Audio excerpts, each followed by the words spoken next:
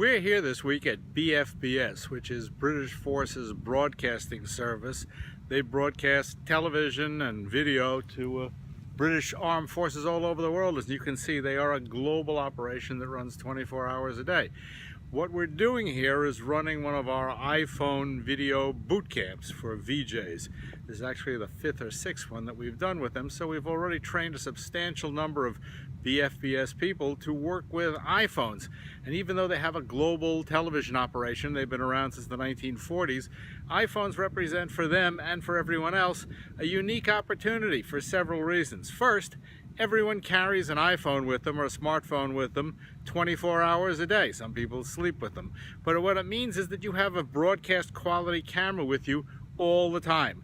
This is a radical change in the world of broadcasting, where you used to have to book the crew, get the crew, wait for the camera. In most television news operations, you are limited to what you can do by the number of cameras or camera crews that you have. And even for an operation as big and as global as BFBS, this was always a limitation. If the camera isn't there when the story starts, you simply don't cover the story. And lots of times you end up playing catch up later, going, only a few hours ago this happened here. With iPhone video, everyone is a journalist all the time, and everyone is on call 24 hours a day. It means simply that a place like this goes from having a dozen camera crews or 20 camera crews to several hundred camera crews available on call and ready to go all the time.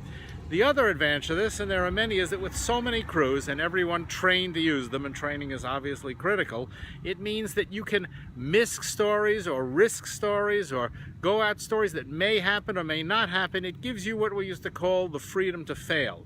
This is common in newspapers. In a newspaper, what makes newspaper journalism so great is that the reporter, the only tool they have to carry is a pad and a pencil.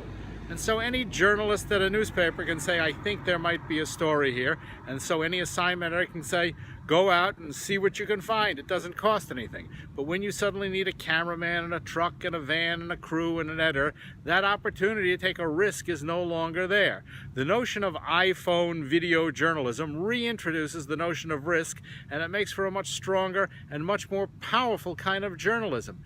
Finally, everyone who works in any journalistic institution should be video literate. That is, they should be able to pick up their iPhone and shoot and cut and upload and live feed like this a piece at any time that they want to. If you go to any newspaper like the New York Times, there may be 1,200 employees at times, but every single one of those employees, from the receptionist to the publisher, is capable of sitting down at a word processor and banging out a print story. They're all print literate. We're now entering a world in which video is the dominant medium. The advent of iPhones as a broadcast tool means that everyone has the tool to do this. What you now have to do is introduce the notion of video literacy to your entire staff.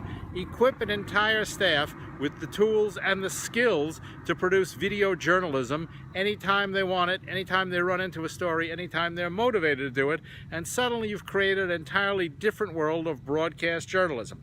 Marry that skill set, that technology, and their ability to this kind of an operation that has a global footprint, and you have the chance to build something really powerful and unique, which is what I hope we're doing here.